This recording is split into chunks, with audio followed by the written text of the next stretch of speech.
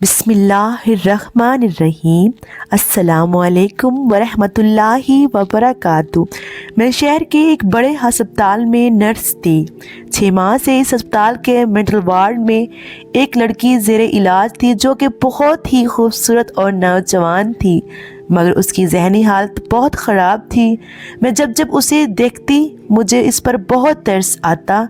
اس کے لواحقین جو کہ ہفتے میں اس سے ملنے کے لیے آتے تھے، ایک دن میں نے ان سے پوچھا کہ اس کی یہ حالت کیسے ہوئی، تو اس لڑکی کی بہن نے بتایا کہ ہماری بہن قاتلہ ہے، کیونکہ ہماری زندگی کی مثال بھی ایک ٹرین کی طرح ہے۔ یہاں بھی ہمیں بہت سے لوگ ملتے ہیں اور بہت سے بچھڑ جاتے ہیں، مگر کچھ لوگ اور کچھ چہرے ہمیں یہاں ایسے ملتے ہیں جو مل کر بچھڑ تو جاتے ہیں مگر ہمیشہ کے لیے ہمارے ذہن اور دل میں سما جاتے ہیں۔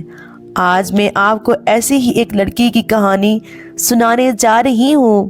مجھے یقین ہے کہ جس طرح اس لڑکی کی کہانی نے مجھے حیرت زدہ اور دم بخود کر دیا تھا، آپ بھی اس لڑکی کی کہانی سن کر حیرت زدہ رہ جائیں گے۔ میرا نام ماریہ ظفر ہے اور میں بہاولپور شہر کے رہنے والی ہوں۔ پیشے کے اعتبار سے میں ایک نرس ہوں اور بہاولپور شہر کی ایک بڑے ہسپتال میں اپنی ڈیوٹی سر انجام دیتی ہوں۔ ہسپتال میں کام کرتے ہوئے مجھے 2 سال گزر چکے تھے اور ان 2 سالوں میں میرا بہت سے مریضوں سے واسطہ پڑ چکا تھا۔ زیادہ تر مریض ایسے ہی ہوتے تھے جن کا بڑھاپے کی وجہ سے ذہنی توازن بگڑ چکا ہوتا تھا، یا پھر ایسے نوجوان لڑکے جو زیادہ نشے کی حالت کی وجہ سے اپنا ذہنی توازن کھو بیٹھتے تھے، اور کچھ تعداد ایسے افراد کی بھی ہوتی تھی جو کہ بچپن سے ہی پیدائشی طور پر ہی ذہنی معذور پیدا ہوتے تھے۔ مگر پھر ایک دن وارڈ میں ایک نوجوان لڑکی داخل ہوئی۔ میں نے اس پیشنٹ کی ہسٹری لی تو معلوم ہوا کہ اس کا نام رابعہ ہے، عمر 28 سال ہے اور تعلیم BBA ہے۔ لڑکی کی تعلیم کے بارے میں سن کر میں حیران رہ گئی، مگر فوری طور پر گھر والوں سے اس بارے میں پوچھنا کچھ مناسب نہیں لگتا تھا، اس لیے میں خاموش رہی۔ اس لڑکی کی ذہنی حالت کافی خراب تھی۔ ہر وقت بکھرے بالوں کے ساتھ وہ یا تو بلند آواز میں کہکے لگاتی رہتی تھی یا پھر اونچی آواز میں رونا شروع کر دیتی تھی۔ اپنے کپڑے پھاڑتی اور اپنے آپ کو چوٹ پہنچانے کی کوشش بھی کرتی تھی۔ رابعہ کی یہ حالت دیکھ کر اور اس کی تعلیم دیکھ کر مجھے پہلا خیال یہی آیا تھا کہ یقیناً یہ یونیورسٹی کے طالبہ ہوگی اور وہیں سے اسے نشے کی لت لگ گئی ہوگی اور نشے سے اس کی یہ حالت کر دی ہے۔ اس کا علاج شروع ہو چکا تھا اور اسے وارڈ میں داخل کر لیا گیا تھا۔ گھر والوں میں سے صرف ایک فرد کو وہاں ٹھہرنے کی اجازت تھی اور رات کو اسے بھی گھر بھیج دیا جاتا تھا، کیونکہ مینٹل وارڈ کے مریضوں کے تمام ذمہ داریاں سٹاف پر ہی تھیں۔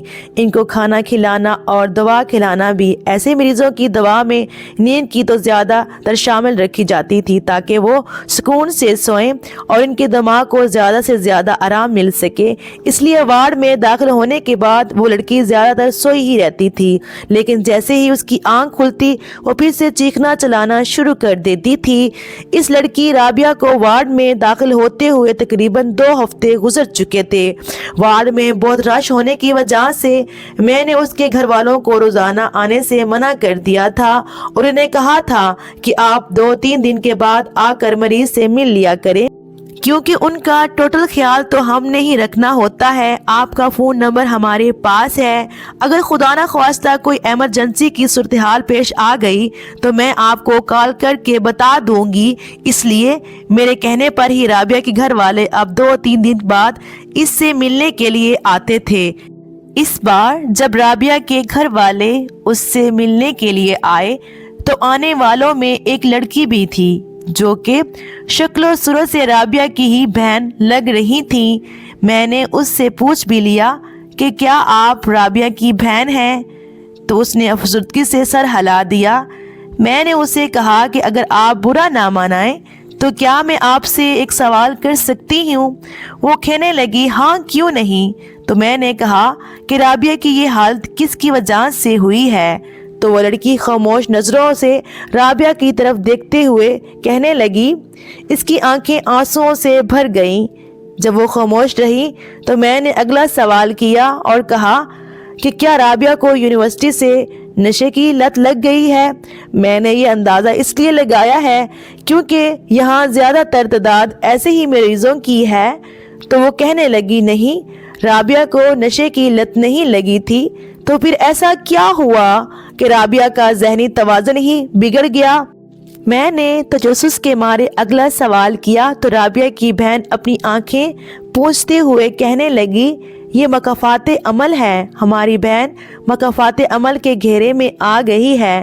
پھر وہ مدھم آواز میں بتانے لگی کہ رابعہ بہت اچھی اسٹوڈنٹ تھی۔ یہ بچپن سے ہی بہت ذہین تھی، ہر کلاس میں اول آتی تھی اور اپنی اسی ذہانت کی وجہ سے یہ گھر بھر کی لاڈلی تھی، خاص طور پر ہمارے ابا کی تو اس میں جان بستی تھی۔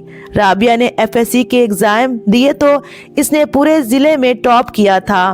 اماں ابا اس کی اس کامیابی پر بہت خوش ہوئے تھے۔ محلے بھر کے اور خاندان کے لوگ ہمیں مبارکبادیں دینے آ رہے تھے اور اسی خوشی میں رابعہ نے ابو سے موبائل فون کی فرمائش کر دی اور ابو نے بھی خوشی خوشی اسے موبائل فون لے کر دے دیا۔ مگر یہیں سے اسی دن سے ہماری بدقسمتی شروع ہو گئی تھی۔ ہم سب بہت خوش تھے، اسی بات سے بے خبر کہ ہم نے اپنی بہن کو موبائل لے کر نہیں دیا، اس کے ہاتھ میں آلہ قتل تھما دیا تھا۔ خوشی کا وہ پل گزرا، سب اپنی اپنی زندگیوں میں دوبارہ سے مگن ہو گئے۔ ہم بہت دیر تک اس بات سے بے خبر رہے کہ رابعہ اپنے فون پر کس طرح کی مصروفیات میں مگن ہے اور کیا کر رہی ہے، کیونکہ ہم سب کو اس پر اندھا اعتماد تھا۔ ہم سوچ بھی نہیں سکتے تھے کہ وہ کبھی کوئی ایسا غلط کام بھی کر سکتی ہے۔ اس کو فون لے بھی تقریباً 1 سال گزر چکا تھا۔ میں اور رابعہ ایک ہی کمرے میں ہوتے تھے۔ مجھے رات کو جلدی سونے کی عادت تھی، اس لیے بہت دیر تک تو میں یہ جان ہی نہیں سکی کہ رابعہ کی ذات میں کیا تبدیلیاں آ رہی ہیں۔ ایک رات جب آدھی رات کے وقت میری آنکھ کھلی تو میں نے رابعہ کو موبائل میں مصروف پایا اور پھر اس پر نظر رکھنے کے لیے میں اکثر ہی رات کو جاگنے لگی۔ تو میں نے دیکھا کہ یہ آدھی رات تک موبائل پر مصروف رہتی ہے۔ میرے لیے یہ بہت پریشانی کی بات تھی۔ جب میں نے رابعہ سے اس معاملے میں بات پرس کی تو اس نے میرے بات کو ہنسی میں اڑا دیا اور کہا کہ آپ بھی یہ لیں، موبائل پڑا ہے، آپ خود دیکھ لیں، میں کوئی بھی غلط کام نہیں کرتی۔ اور جب میں نے دیکھا تو رابعہ نے فیس بک، انسٹاگرام اور ٹک ٹاک پر اکاؤنٹ بنا رکھے تھے، اور تو اور اس نے غیر مردوں سے دوستی کر رکھی تھی اور ان سے بے تکلفی سے گفتگو بھی کرتی تھی۔ میرے سمجھانے پر بھی اس کو ذرا برابر فرق نہ پڑا، بلکہ وہ لاپرواہی سے کہنے لگی کہ یہ سب فیس بک فرینڈ ہیں، اس سے زیادہ اور کچھ بھی نہیں۔ میں نے اس کو لاکھ سمجھایا کہ بے شک یہ لوگ فیس بک فرینڈز ہیں، مگر یہ غیر مردوں سے گفتگو ایک تو تمہارے مذہب میں بھی ناجائز ہے اور دوسرا تمہارے بات کرنے سے کسی شخص کے دل میں کیا خیال جنم لے رہے ہیں، کیا تم یہ جانتی ہو؟ میری اس بات کے جواب میں رابعہ تنگ کر بولی کہ اگلے بندے کے دل میں کیا خیال جنم لے رہے ہیں، اس کی ذمہ داری میں تو نہیں ہوں نا۔ خیر، رابعہ کی خود سر اور ضدی طبیعت کے آگے میں نے بھی خاموشی اختیار کر لی۔ میری اور رابعہ کی اس بات چیت کو 2 سے 4 ماہ گزر ہوں گے کہ اچانک سے رابعہ پریشان رہنے لگی، اور تو اور اب وہ رات کو دیر تک موبائل بھی استعمال نہیں کرتی تھی۔ یوں تو یہ مثبت تبدیلی تھی۔ میں اس بات پر خوش بھی ہو رہی تھی، مگر اس بات پر فکر مند بھی تھی کہ کہیں اس کے پیچھے کوئی اور وجہ تو نہیں ہے۔ پہلے تو میں نے اگنور کیا، یہ سوچ کر کہ اگر مجھ سے شیئر کرنے والی بات ہوتی تو وہ یقیناً کر لیتی، لیکن اگر وہ مجھ سے شیئر نہیں کر رہی تو اس کا کیا مطلب ہے؟ وہ مجھ سے پردہ رکھنا چاہتی ہے۔ مگر میری بہن تھی اور تھی بھی مجھ سے چھوٹی، میں زیادہ دیر تک اسے پریشانی کی حالت میں دیکھ نہ سکی، اور پھر آخر ایک دن میں نے خود ہی پوچھ لیا کہ کیا بات ہے رابعہ، تم اتنا پریشان کیوں دکھائی دیتی ہو؟ ہر وقت الجھی الجھی سی رہتی ہو، سب خیر تو ہے نا؟ پہلے تو وہ مجھے ڈالتی رہی، مگر پھر بے جا اصرار کرنے پر بھی رابعہ نے جو بات مجھے بتائی اسے سن کر میرے پاؤں تلے سے زبین نکل گئی۔ اس نے مجھے اپنے موبائل دکھایا اور اس پر کاشف نامی ایک لڑکے سے کی گئی چیٹ دکھائی۔ رابعہ نے بتایا کہ وہ اور کاشف تقریباً 2 سال سے فیس بک فرینڈ ہیں اور آپس میں بہت بے تکلف دوست ہیں۔ اس چیٹ میں وہ رابعہ سے اپنی محبت کا اظہار کر رہا تھا اور رابعہ بھی اس کا مثبت جواب دے رہی تھی۔ میں نے حیرت سے رابعہ کے چہرے کی طرف دیکھا اور اسے سوال کیا، جب تم جانتی ہو کہ تمہاری منگنی ہو چکی ہے، تم کس کے ساتھ منسوب ہو، تو پھر تم نے اس لڑکے کی پیش رفت کا مثبت جواب کیوں دیا؟ کیونکہ رابعہ تقریباً 2 سال پہلے ہی ہمارے خالازاد کے ساتھ منسوب ہو چکی تھی۔ تو جانتی ہیں رابعہ نے مجھے اس بات کا کیا جواب دیا؟ وہ کہنے لگی کہ میں تو صرف مذاق کر رہی تھی، اس لڑکے کے ساتھ وقت پاس کر رہی تھی۔ میں دیکھنا چاہتی تھی کہ جب لڑکے محبت میں گرفتار ہوتے ہیں تو کیا کرتے ہیں، کیسے کس کی تعریف کرتے ہیں، کیا کچھ کرنے کو تیار ہو جاتے ہیں۔ بس یہ دیکھنے کے لیے میں نے کاشف کی طرف محبت کا ہاتھ بڑھا دیا اور کاشف تو جیسے ہواؤں میں اڑنے لگا تھا۔ کاشف اسی شہر کا رہنے والا تھا اور 3 بہنوں کا اکلوتا بھائی تھا۔ رابعہ نے اسے کہا کہ تم اپنی تعلیم مکمل کرو اور کوئی اچھی سی نوکری تلاش کر لو اور پھر ہمارے گھر رشتہ بھیجنا، میں اپنے ماں باپ کو راضی کر لوں گی۔ دوسری طرف کاشف وہ دن رات محنت کر رہا تھا۔ اس نے اپنی تعلیم مکمل کرنے کے بعد مختلف جگہ پر اچھی نوکری کے لیے اپلائی کر رکھا تھا اور اس نے اپنی ماں کو اپنی پھپھو زاد سے رشتہ طے کرنے سے بھی صاف انکار کر دیا تھا۔ فیس بک کی چیٹ میں ہی اس نے بتایا کہ ان کے گھر میں اس بات پر بہت بڑا ہنگامہ ہوا ہے کیونکہ کاشف کے ماں باپ اس کے پھپھو کو انکار نہیں کرنا چاہتے تھے، مگر کاشف کی ضد کے آگے وہ بے بس ہو گئے اور انہوں نے اس رشتے سے انکار کر دیا، جس پر ان کی خاندان میں دراڑ پڑ گئی۔ تقریباً 2 سے 3 ماہ کی کوشش کے بعد کاشف کو ایک اچھی کمپنی میں جاب بھی مل گئی۔ اب کاشف رابعہ سے یہ پوچھنے لگا کہ وہ کب رشتہ لے کر آئے اس کے گھر۔ اب رابعہ پریشانی کا شکار تھی، مزید اس بات کو ٹال بھی نہیں سکتی تھی اور چھپا بھی نہیں سکتی تھی۔ آخرکار اسے کاشف کو یہ حقیقت بتانے ہی پڑی کہ وہ تو پہلے ہی سے منگنی شدہ ہے، وہ 2 سال سے اپنے خالہ زاد کے ساتھ منسوب ہے۔ رابعہ کی یہ بات سن کر کاشف دنگ رہ گیا۔ اسے یقین ہی نہیں آ رہا تھا کہ 2 سے 2.5 سال تک رابعہ اس کے جذبات کے ساتھ کھیلتی رہی۔ رابعہ نے اس کی محبت کو کھلونا بنا دیا۔ سب کچھ جانتے بوجھتے ہوئے بھی رابعہ اس کے ساتھ کھلواڑ کرتی رہی۔ وہ شخص یہ صدمہ برداشت ہی نہیں کر پایا۔ رابعہ کی اس حقیقت بتانے پر وہ اس قدر ٹوٹ چکا تھا اور دل برداشت ہو چکا تھا کہ اس نے رابعہ کو آخری میسج یہ کیا کہ اگر یہ حقیقت ہوئی تو میں خودکشی کر لوں گا۔ جس بات چیت کو رابعہ نے مذاق ہی مذاق میں شروع کیا تھا اور جس محبت کو رابعہ کھیل سمجھ رہی تھی، اس نے یہ سمجھ کے وہ انکار کرے گی 2-4 دن رو پیٹ کر کاشف اپنی راہ ہو جائے گا اور وہ اپنی راہ ہو جائے گی، مگر ایسا نہیں ہوا۔ جانتی ہیں کیا ہوا؟ رابعہ کی بہن نے کچھ پار رک کر مجھ سے سوال کیا کہ میں جو سانس روکے حیرت زدہ آنکھیں کھولے یہ کہانی سن رہی تھی۔ میں نے اس سے پوچھا کیا ہوا تھا، کیا اس لڑکے نے واقعی خودکشی کر لی تھی؟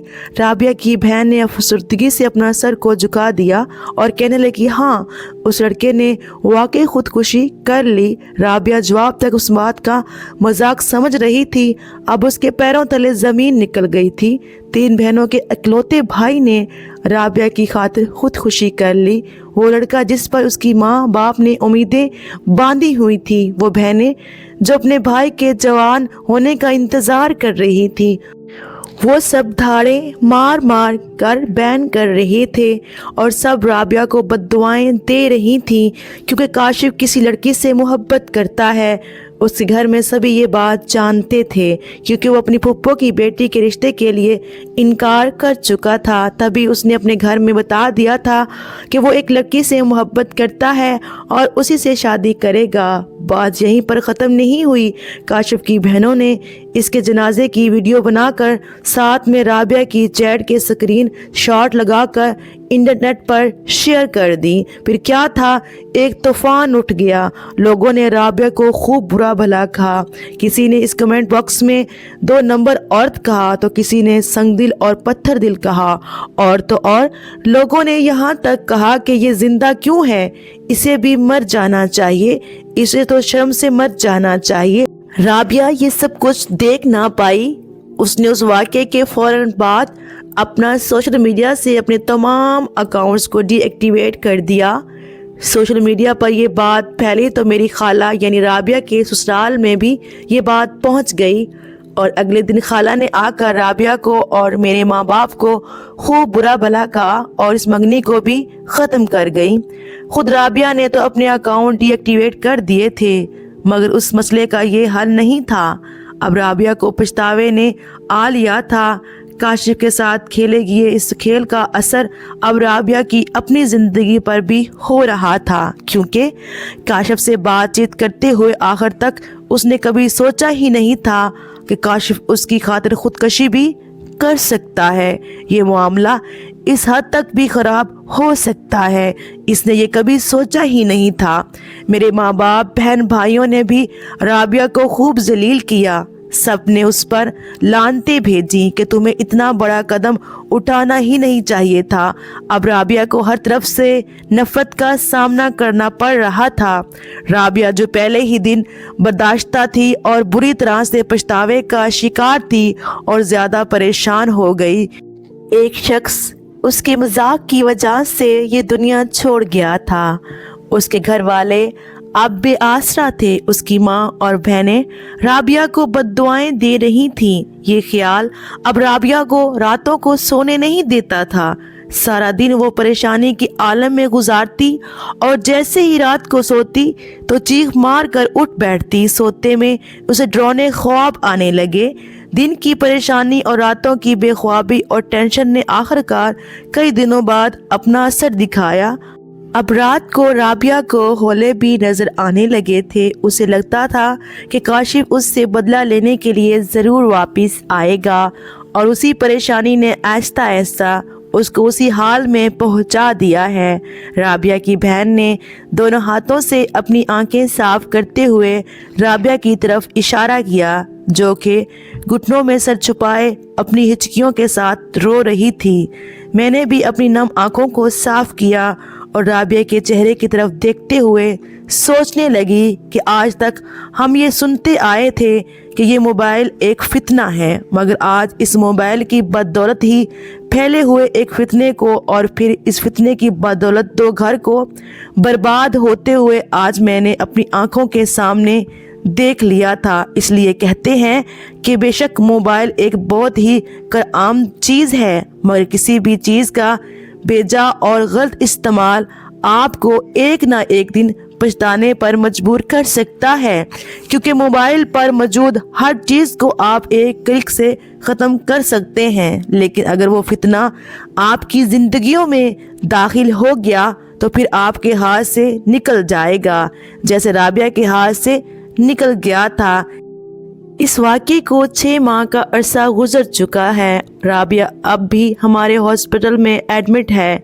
गो के अब उसकी हालत पहले से काफ़ी बेहतर है, मगर अब भी वो कभी कभी अचानक अपने बेड से उठकर भागती है और किसी भी शख्स के पीछे से जाकर काशिफ कहकर पुकारती है, और फिर उस शख्स का चेहरा देखने के बाद मायूसी का शिकार हो जाती है और वापस अपनी जगह पर आ बैठती है। धीरे धीरे इसका दिमागी तवाज़ुन दुरुस्त हो रहा है, मगर अभी भी उसमें बहुत वक्त लगेगा। नाज़रीन, मज़ीद इस तरह की सबक आमोज़ कहानियाँ और वाक़यात सुनने के लिए हमारे वीडियो को लाइक करें, शेयर करें और हमारे चैनल को सब्सक्राइब करना मत भूलिएगा।